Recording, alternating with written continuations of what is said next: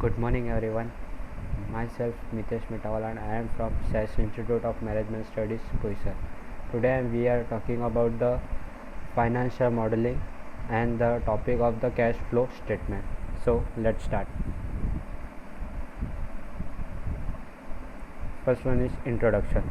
A three statement model link the income statement, balance sheet and cash flow statement into one dynamically connected with financial model. A cash flow statement is a financial statement that provides aggregate data and regarding all the cash inflow of a company and receiver from its ongoing operation and external investment sources.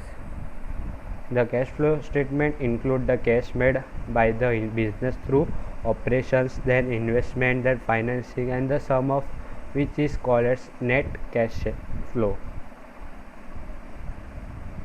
The cash flow statement is divided in three parts that we can see the image. The first one is operating activities, second one is investing activities, and third one is financing activities. So first one is operating activities.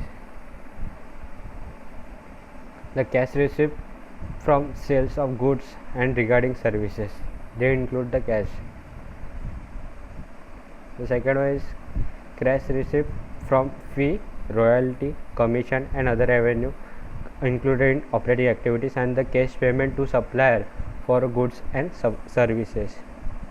The next one is investing activities. The dividend received from investment in other enterprises including investment activities. The cash received from disposal of shares, warrants and debt instrument of other enterprises except those held by the trading purpose. Cash received from disposal of fixed assets include the intangible.